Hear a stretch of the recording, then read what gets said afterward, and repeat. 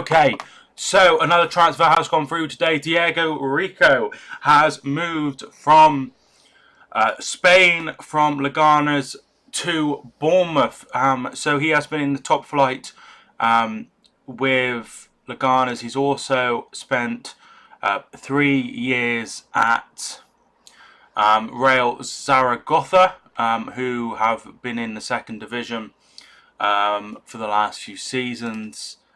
But the seasons he was there, he was in the first division.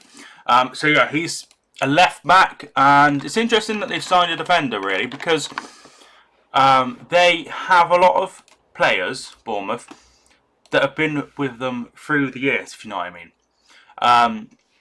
So Rico is 25, he's 5'12", or 5'11 and a half.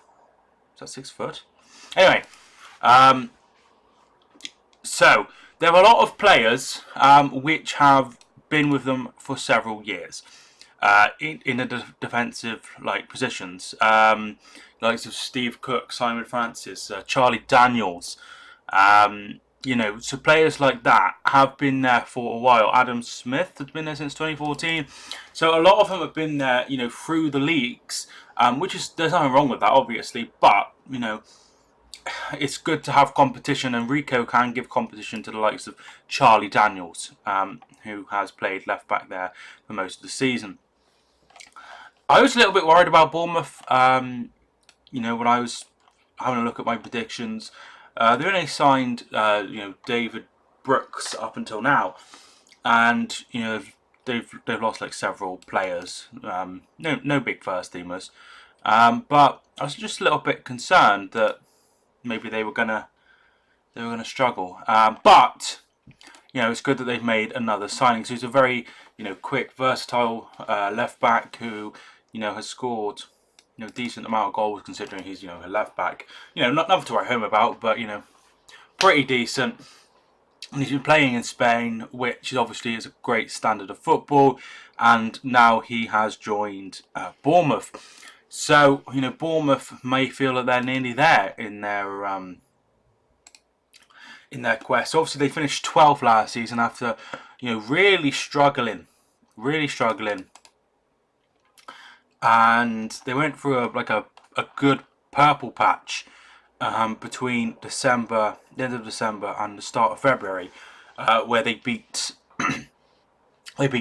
Everton, they beat Arsenal, they beat Chelsea, and that's when they really started to pick up points, and they got 3 draws in that time as well, and they beat Stoke. And that really sort of helped them get away from the relegation zone, because up until then they were really struggling. I mean, before then they played Manchester City and lost 4-0, and they played Liverpool and lost 4-0. So yeah, they really struggled at the start. They didn't pick up any points in their first 4 games before beating Brighton 2-1.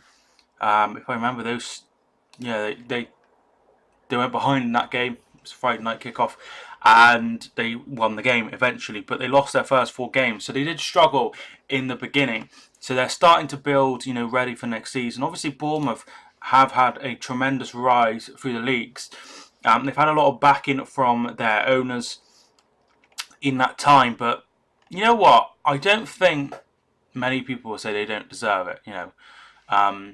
They were rooted right at the bottom, minus 17 points, and they got out of it and whatever. So